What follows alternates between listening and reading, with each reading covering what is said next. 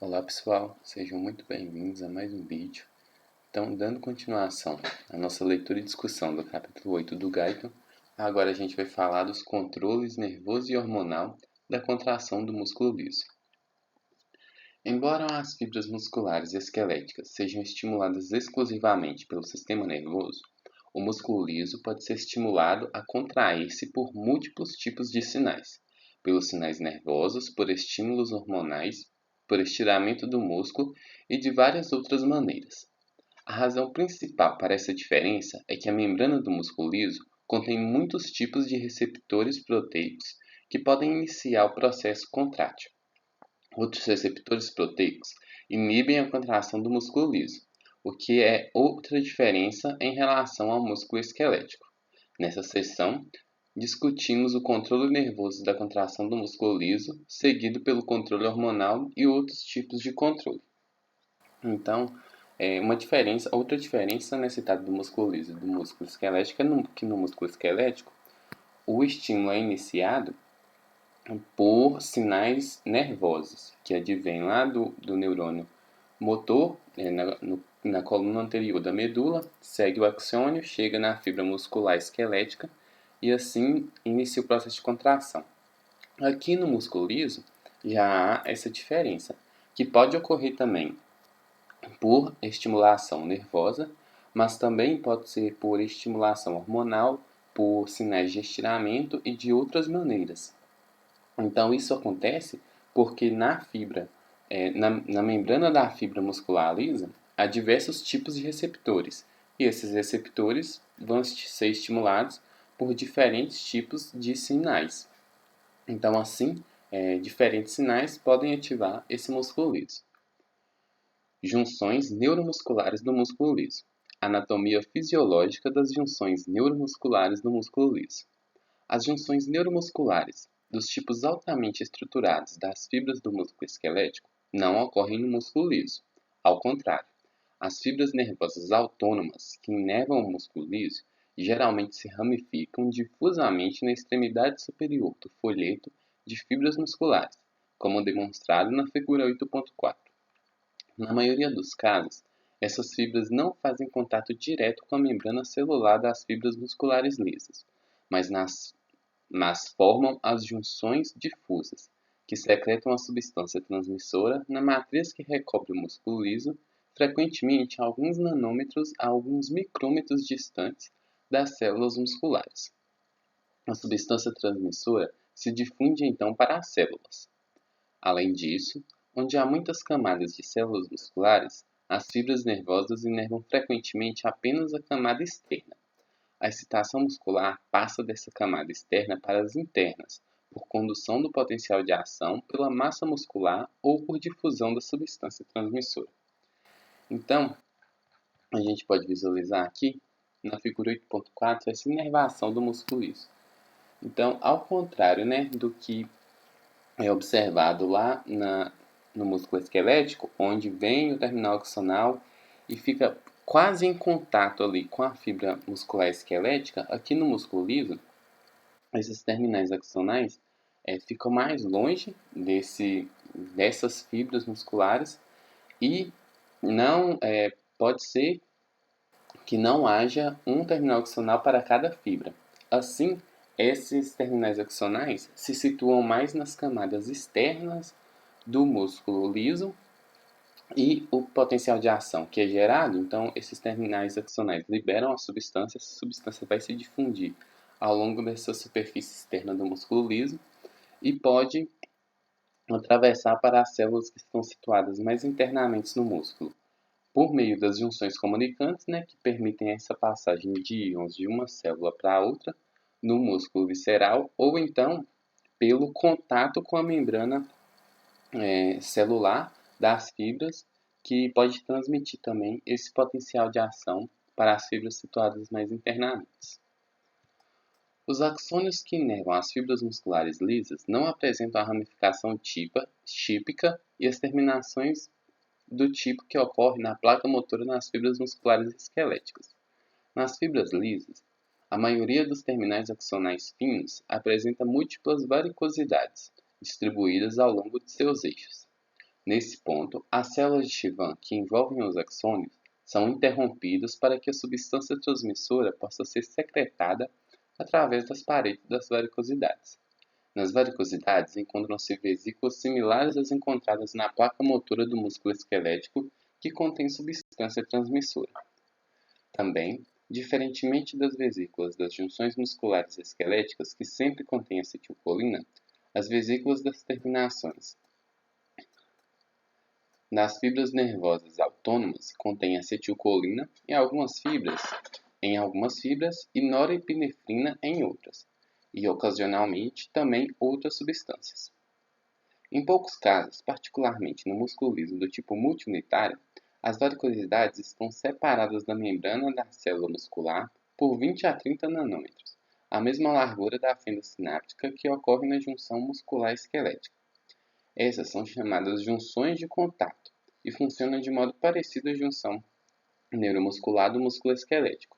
A rapidez da contração dessas fibras musculares lisas é consideravelmente maior que as fibras estimuladas por junções difusas. Então, novamente voltando, a gente tem essas porções do axônio que são chamadas varicosidades, que é onde vão estar as vesículas com a substância transmissora, que nesse caso pode ser a acetilcolina, pode ser a norepinefrina, também chamada de noradrenalina, né, por alguns, então pode ser acetilcolina, essa norepinefrina e pode ter outras substâncias. E essas varicosidades são essas porções do axônio onde a célula de Schwann não vai estar cobrindo e assim vai permitir que essas porções façam essa secreção dessas substâncias transmissoras. Então, no músculo liso em geral, a distância entre essas varicosidades e o músculo liso é maior. Entretanto, no músculo multiunitário, pode ser que a distância seja semelhante à encontrada no músculo esquelético, então esteja bem perto. E nesse caso, é chamado de junção de contato. E como está muito mais próximo também, a contração ocorre muito mais rapidamente. Já que no outro tipo, né, quando está mais distante, essa substância transmissora precisa percorrer um espaço maior para chegar até os receptores e assim estimular o que quer que seja o processo excitatório ou inibitório desse músculo liso.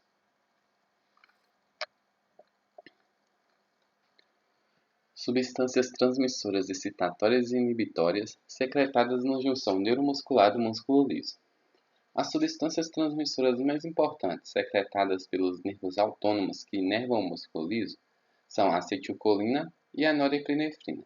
Porém, elas nunca são secretadas pela mesma fibra nervosa. A acetilcolina é uma substância transmissora excitatória para as fibras do músculo liso em alguns órgãos, porém um transmissor inibitório para o músculo liso em outros. Quando a acetilcolina excita a fibra muscular, a norepinefrina ordinariamente a inibe. Ao contrário, quando a acetilcolina inibe uma fibra, a norepinefrina usualmente a excita. Mas qual o porquê dessas respostas diferentes? A resposta é que tanto a acetilcolina quanto a norepinefrina excitam ou inibem o músculo liso, inicialmente ligando-se a receptores proteicos na superfície da membrana da célula muscular. Alguns dos receptores proteicos são receptores excitatórios, enquanto outros são receptores inibitórios. Assim, o tipo de receptor determina se o músculo será inibido ou excitado e também determina qual dos dois transmissores, acetilcolina ou norepinefrina, causa excitação ou inibição. Esses receptores são discutidos com mais detalhes no capítulo 60 sobre a função do sistema nervoso autônomo. Então, a gente tem que ter essa noção de que essas duas substâncias principais, né, porque podem haver outras substâncias, mas a acetilcolina e a norepinefrina podem atuar tanto de maneira excitatória quanto de maneira inibitória nesses músculos lisos. Então, quando é de maneira excitatória, ela estimula a contração e de maneira inibitória, ela dificulta a contração do músculo liso. É importante lembrar que, como essa inervação é feita pelo sistema nervoso autônomo, há o sistema nervoso autônomo simpático e o parasimpático. Então, o sistema nervoso autônomo simpático vai secretar principalmente a norepinefrina, E o sistema nervoso autônomo parasimpático vai secretar principalmente acetilcolina, podendo haver momentos, né, em que haja troca dessas substâncias transmissoras, mas no geral é assim. Então, quando o nervo faz o neurônio que faz a liberação da acetilcolina, ele faz apenas a liberação da acetilcolina. E o que faz a liberação da norepinefrina faz apenas a liberação da norepinefrina. Quando essas substâncias são liberadas e entram em contato com o músculo liso, elas podem tanto agir de maneira excitatória quanto inibitória. Então, se em uma célula a acetilcolina age de maneira excitatória,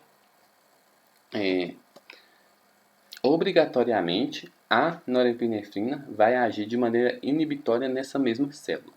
E o contrário também é verdade. Se a acetilcolina em uma determinada célula age de maneira inibitória, a norepinefrina vai agir de maneira excitatória. Então, assim é controlado esse processo de contração por essa substância transmissora advinda desses neurônios, né, que vão controlar esse processo de contração, tanto excitando quanto inibindo essas células musculares livres.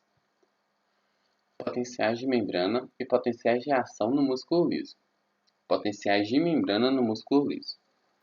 A voltagem quantitativa de potencial de membrana do músculo liso depende da situação momentânea do músculo. No estado de repouso, o potencial intracelular é cerca de menos 50 a menos 60 mV, que é cerca de 30 mV menos negativos que no músculo esquelético. Então, a célula musculariza vai ter o seu período de repouso, e nesse período de repouso, seu potencial de membrana fica, né, nesse intervalo de menos 50 a menos 60, que é diferente também do que a gente estudou lá na célula muscular esquelética, que a gente viu lá, que é em média de menos 80 a menos 90. Então, há essa divergência, né, de 30 mV menos negativos, já que é menos 50 a menos 60. Potenciais de ação no músculo liso unitário. Os potenciais de ação ocorrem no músculo liso unitário, tal como o músculo visceral, do mesmo modo que no músculo esquelético. Eles não ocorrem normalmente em muitos, senão na maioria dos músculos lisos do tipo multiunitário, como se discute na seção subseguinte. Então, esses potenciais de ação no músculo liso unitário vai se assemelhar muito ao que ocorre no músculo esquelético.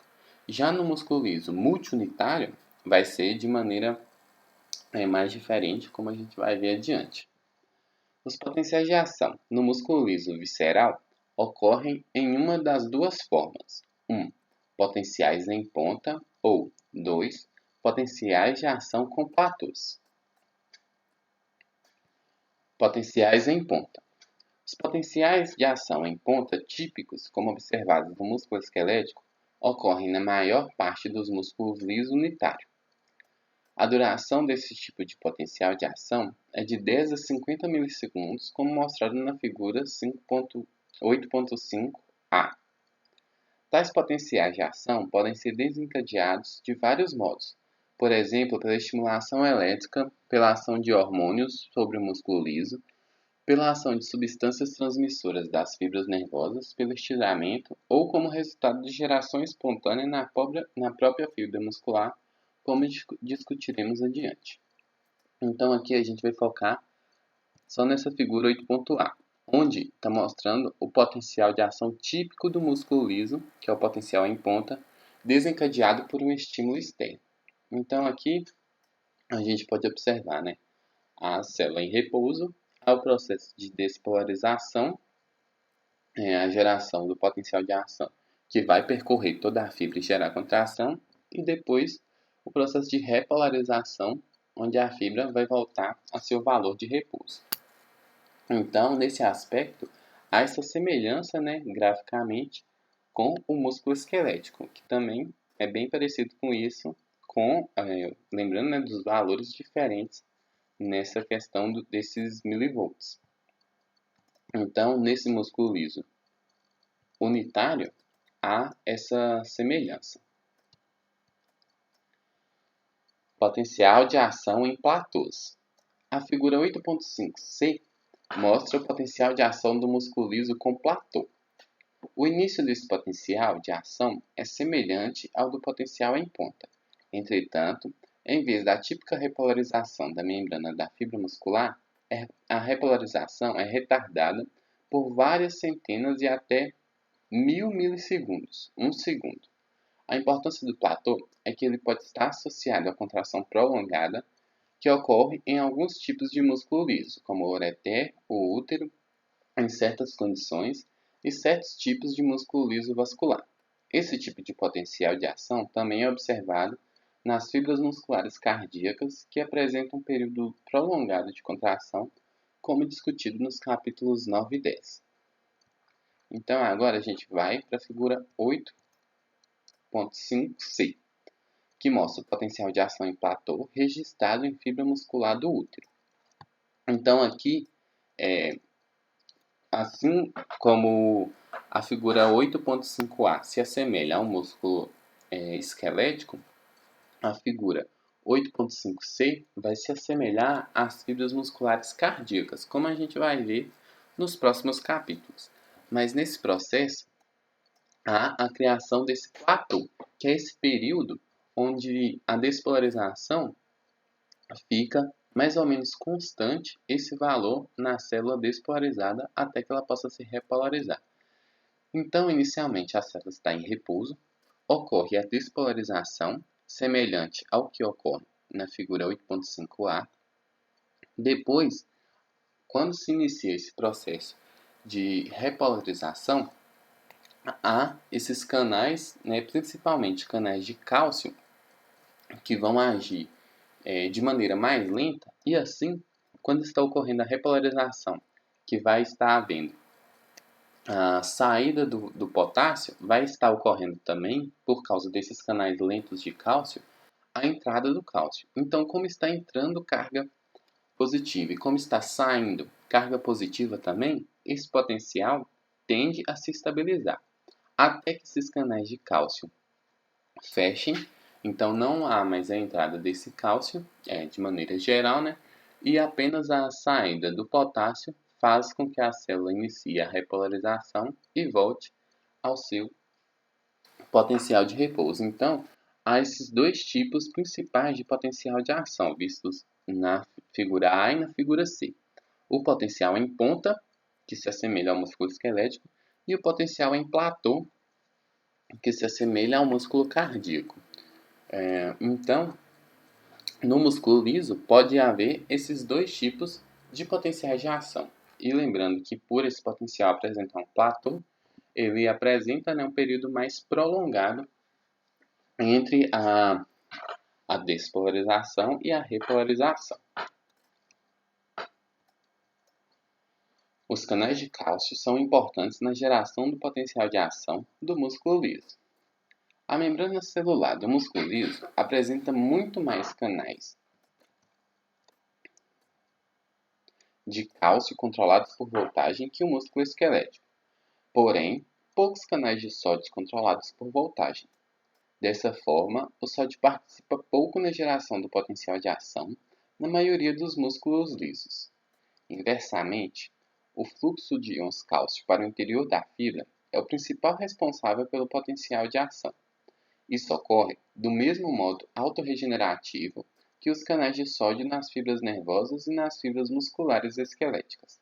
Entretanto, os canais de cálcio se abrem muito mais lentamente que os canais de sódio e permanecem abertos por tempo muito maior. Este fato é que provoca, em larga medida, o platô prolongado dos potenciais de ação de algumas fibras musculares lisas.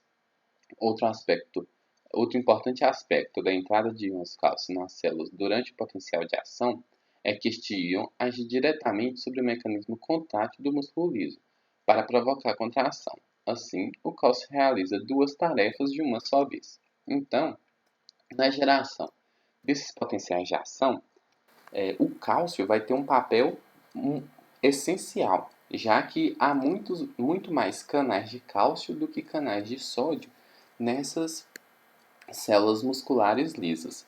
Então, é importante ver, já que no músculo esquelético o potencial de ação, o processo de despolarização do potencial de ação é predominado pelos íons sódio, aqui no músculo liso, esse processo é predominado pelos íons cálcio. Então, isso é essencial também para a geração do platô. E como o cálcio, além do processo de geração desse potencial de ação, tem o processo também na contração muscular, agindo, permitindo com que o filamento de miosina se ligue ao filamento de actina. Como a gente já discutiu, ele vai agir então de duas maneiras, tanto agindo no potencial de ação, quanto permitindo a contração muscular, já que ele ajuda nesse processo de permitir com que o filamento de miosina se ligue ao filamento de actina. Potenciais de onda lenta no músculo liso unitário podem levar à geração espontânea de potenciais de ação. Alguns músculos lisos são autoexcitatórios, isto é, os potenciais de ação se originam nas próprias células musculares sem estímulo extrínseco. Esses potenciais de ação são frequentemente associados ao ritmo em onda lenta básico do potencial de membrana. A onda lenta típica em músculo liso visceral do intestino é mostrada na figura 8.5b. A onda lenta não é o potencial de ação, isto é, ela não é processo autorregenerativo que se propaga progressivamente pelas fibras, pela membrana das fibras musculares. A onda lenta é propriedade local das fibras musculares lisas que compõem a massa muscular. A causa do ritmo em onda lenta é desconhecida. Uma hipótese é que as ondas lentas sejam causadas pelo aumento e pela diminuição do bombeamento de íons positivos, provavelmente íons sódios, para fora da membrana da fibra muscular. Isto é, o potencial de membrana fica mais negativo quando o sódio é bombeado rapidamente e menos negativo quando a bomba de sódio é menos ativa. Outra hipótese é que a condutância, dada pelos canais iônicos, aumenta e diminui ritmicamente. A importância das ondas lentas é que, quando elas têm amplitude suficiente, podem iniciar potenciais de ação. As próprias ondas lentas não causam contração muscular. Porém, quando o pico do potencial de onda negativo dentro da face interna da membrana celular aumenta na direção positiva, de menos 60 para cerca de menos 35 mV, o limiar aproximado para provocar os potenciais de ação na maioria dos músculos lisos viscerais, o potencial de ação se desenvolve e se propaga pela massa muscular e a contração então ocorre. A figura 8.5b demonstra esse processo mostrando que cada pico de onda lenta ocorre um ou mais potenciais de ação. Essas sequências repetitivas de potenciais de ação desencadeiam a contração rítmica da massa muscular lesa. Assim, as ondas lentas são chamadas de ondas marca-passo. No capítulo 62, veremos que esse tipo de atividade marca-passo controla as contrações rítmicas do intestino. Então agora a gente vai para a figura 8.5b, que mostra os potenciais em ponta repetitivos, desencadeados por ondas elétricas rítmicas que ocorrem espontaneamente no músculo liso da parede intestinal. Então, o músculo liso apresenta, além de desenvolver esses potenciais de ação por esses estímulos extrínsecos, ele também tem esse processo de ele mesmo conseguir gerar esses potenciais em onda lenta. Então, através de esse ritmo em onda lenta, esse processo ser desconhecido, há essas hipóteses que coloca principalmente a entrada de íons e a saída de íons. Então, a variação dessa permeabilidade da membrana para alguns íons para gerar esses potenciais em ondas lentas. Então, a fibra pode variar naturalmente, sem um estímulo extrínseco, pode variar essa permeabilidade de alguns íons, como o sódio apresentam, e assim atingir o limiar, que é em torno de menos 35, e com isso gerar o potencial de ação. Entretanto, esse processo de onda lenta não é um processo autorregenerativo. ele pode gerar o potencial de ação, que é um processo autorregenerativo, mas essas ondas lentas não são potenciais de ação. Elas vão gerar potenciais de ação. Então, o músculo liso, em sua atividade normal, pode ter essa variação na condutância de alguns íons e assim atingir o limiar através dessas ondas lentas. E uma vez essa variação do potencial de membrana atingindo o limiar, aí ela vai desenvolver um potencial de ação. E isso, apesar desse processo ser desconhecido como ocorre, ele pode, né, gerar essa contração do músculo liso através dessas ondas lentas. Então, é um processo que a causa final é desconhecida, mas é um processo onde o músculo liso consegue se autoexcitar sem estímulos externos, apenas pelo que se é proposto, as hipóteses que são propostas ultimamente, é pela variação dessa condutância de alguns canais presentes no músculo liso. Então, mesmo sem estímulos externos, existe no músculo liso essas ondas lentas, onde pode ser que atinja-se, né, o limiar e gere um potencial de ação na fibra muscular lisa. Então, a fibra muscular lisa, ela pode contrair sem estímulos externos, por causa dessas ondas lentas existentes no músculo liso. Então, assim, a gente encerra mais um vídeo e espero que vocês tenham gostado. Qualquer dúvida, crítica, comentário, sugestão pode ser feito aqui nos comentários ou então lá no nosso Instagram. Se inscreva no nosso canal, deixe seu like, siga a gente no Instagram. No mais, muito obrigado por ter estudado aqui com a gente e até o próximo vídeo onde a gente vai continuar com a matéria. Muito obrigado e até mais.